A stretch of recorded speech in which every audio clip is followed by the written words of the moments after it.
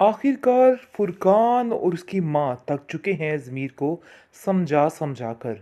लेकिन अज़मीर के दिमाग में माहम के अलावा कुछ भी नहीं आ रहा। और दिमाग इतना बुरे तरीके से नौशीन ने ख़राब कर दिया है कि सब कुछ उलट पुलट हो गया है। जैसा कि आप देख रहे हैं कि अज़मीर बहुत खुश है और अपनी इस शादी के लिए इतनी भरपूर तैयारी कर रहा है। लेकिन इससे ज़्यादा वो ये चीज़ देख के हैरान है कि उम्मे आयशा उसकी तैयारियों में उसका साथ दे रही है और उसको कह रही है कि मैं आपकी हर बात मानने को तैयार हूँ और मैं बहुत ज़्यादा खुश हूँ। आप जैसे खुश मैं भी वैसे ही खुश। यानी कि उसने पूरे तरीके से अपनी मोहब्बत का सबूत दे दिया है। लेकिन वो ये नहीं जानती है कि ये लोग इस काबिल नहीं हैं कि इनके साथ कुछ भी अच्छा किया जाए। जो जैसा है उसके साथ वैसा ही रहना चाहिए, क्योंकि ये इंसान इस काबिल नहीं था कि इसको आयशा जैसी लड़की मिलती। उम्मे आयशा बहुत थक हार चुकी है अपनी हर चीज़ को सहते सहते। लेकिन अज़मीर पर कोई किसी किस्म का असर नहीं हो रहा है और वो अपनी ज़िंदगी में खुश और मगन है। दादी थक गई समझा समझा कर अज़मीर को, लेकिन अज़मीर है कि किसी की बात मानने को तैयार नहीं और उसके दिमाग पे सिर्फ़ और सिर्फ़ एक ही भूत सवार है। इसलिए आप देखेंगे कि दादी बहुत परेशान है और कहती है कि आखिर मैं क्या करूं? मुझे तो खुद कुछ समझ नहीं आ रही कि आखिर मैं तुम्हारे लिए क्या कर सकती हूँ। जिस पर वो कहती है कि बस आप मेरे लिए दुआ कर दीजिए और मैं कुछ भी नहीं चाहती हूँ। मैं बहुत ज़्यादा परेशान हो चुकी हूँ, कोई रास्ता नज़र नहीं आ रहा। ऐसा लगता है कि जैसे सारे रास्ते बंद हो गए। जिस पर दादी इसको समझाती है कि तुम फ़िक्र मत करो, ये रास्ता एक नहीं था, अगर ये बंद हुआ है तो दूसरा खुल जाएगा। देख लेना तुम्हारे हक़ में कितना अच्छा होता। नौशीन जी बहुत ज़्यादा ड्रामेबाज़ी करने की कोशिश कर रही है और कहती है कि मैं चाहती हूँ ज़मीर ये काम जितनी जल्दी हो सके हो जाए, क्योंकि मुझे शक है कि उम्मे आयशा कोई गड़बड़ ना कर दे, कुछ ऐसा ना कर दे जिससे मामलात ख़राब हो जाए। इसलिए मैं अभी चाहती हूँ कि ये सारा मामला जल्दी हो जाए। दादी कहती है कि तुम्हारी जल्दियाँ तो मैं देख के काफ़ी हैरान हूँ। तुम जो कुछ करना चाहती थी वो तुमने कर लिया है और मैं तुम्हें कभी इस चीज़ के लिए माफ़ नहीं करूँगी।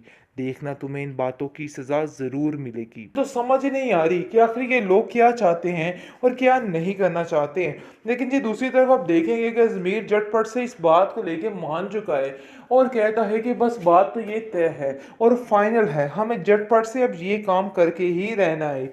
यानी कि बहुत जल्द मंगनी की तारीख भी शाया कर दी जाएगी और बता दिया जाएगा कि मंगनी आखिर है कब। लेकिन ये बात उम्मे आयशा बेचारी को नहीं पता होती है। उम्मे आयशा अपने कामों में मशगूल होती है। नशीन बहुत खुश उड़ती फिरती है हवाओं में और कहती है कि तुम्हें शायद इस चीज़ का खबर नहीं है कि आखिर हुआ क्या है, क्या मसला हुआ है। मुझे साफ साफ बताओ कि तुम क्या करना चाहती हो और क्या नहीं करना चाहती हो। मुझे तो समझ नहीं आ रही कि आखिर तुम क्या सोच रही हो। जिस पर उमेश से कहती है कि मुझे किसी बात से कोई गर्ज नहीं। आप जो कुछ सोच रही हैं ना सोचती रहिए, क्योंकि मुझे इन बातों से कोई भी फर्क नहीं पड़ता है।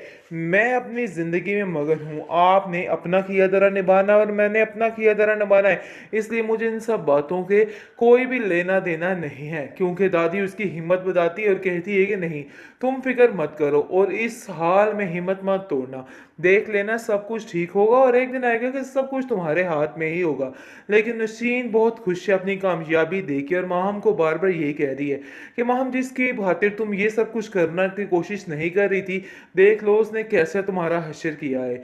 मैं तुम्हें पहले ही कह रही थी कि उम्मे आयशा इस काबिल नहीं है कि इस पर यकीन किया जाए, इसलिए बेहतर यही था कि पहले ही तुम फायदा यानी कि ले लेती, लेकिन तुम्हें मेरी बात का तो यकीन ही नहीं था। चलो अच्छा हुआ, जो कुछ भी था तुमने अपनी आंखों से देख लिया और अच्छा हो गया कि तुम्हें खुद समझ आ गई, मुझे कुछ भी करने की ज़रूरत नहीं पड़ी है।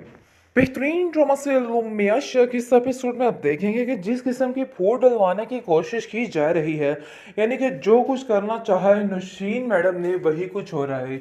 बहुत शदीद किस्म की माहम खिलाफ हो चुकी है उम्मे आयशा की और उसको कह रही है कि मेरे साथ जो कुछ हुआ सब कुछ करवाने वाली तुम ही हो और तुमने ही ये सब कुछ करवाया था ताकि तुम मुझसे बदला ले सको। कितनी मीठी बन रही थी तुम।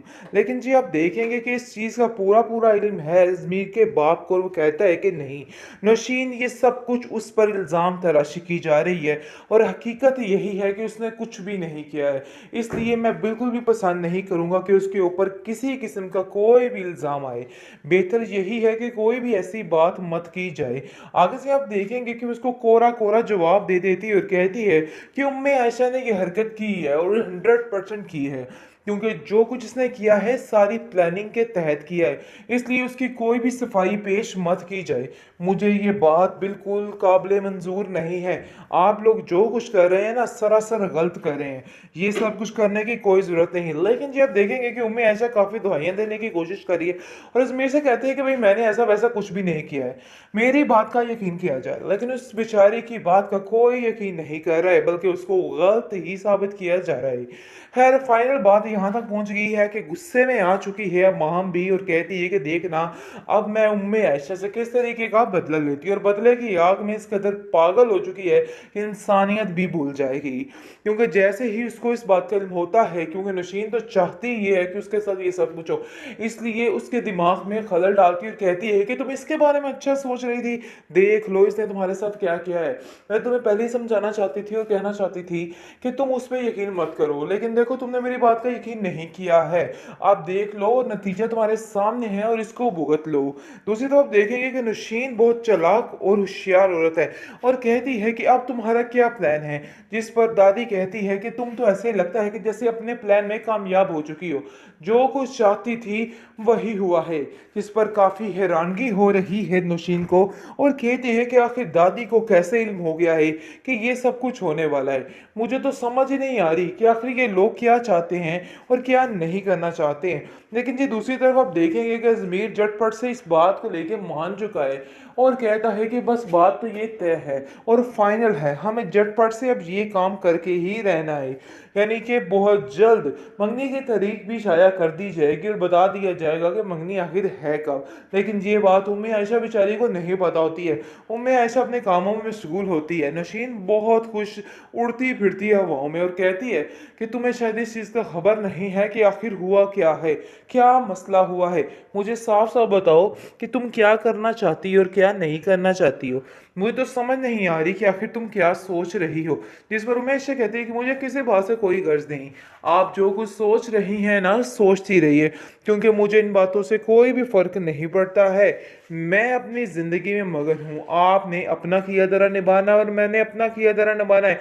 इसलिए मुझे इन सब बातों के कोई भी लेना देना नहीं है। क्योंकि दादी उसकी हिम्मत बताती है और कहती है कि नहीं, तुम फिक्र मत करो और इस हाल में हिम्मत मत तोड़ना, देख लेना सब कुछ ठीक होगा और एक दिन आएगा कि सब कुछ तुम्हारे हाथ में ही होगा।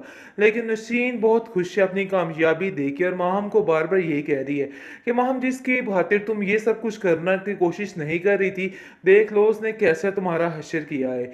मैं तुम्हें पहले ही कह रही थी कि उम्मे आयशा इस काबिल नहीं है कि इस पर यकीन किया जाए, इसलिए बेहतर यही था कि पहले ही तुम फायदा यानी कि ले लेती, लेकिन तुम्हें मेरी बात का तो यकीन ही नहीं था। चलो अच्छा हुआ, जो कुछ भी था तुमने अपनी आंखों से देख लिया और अच्छा हो गया कि तुम्हें खुद समझ आ गई, मुझे कुछ भी करने की ज़रूरत नहीं पड़ी है।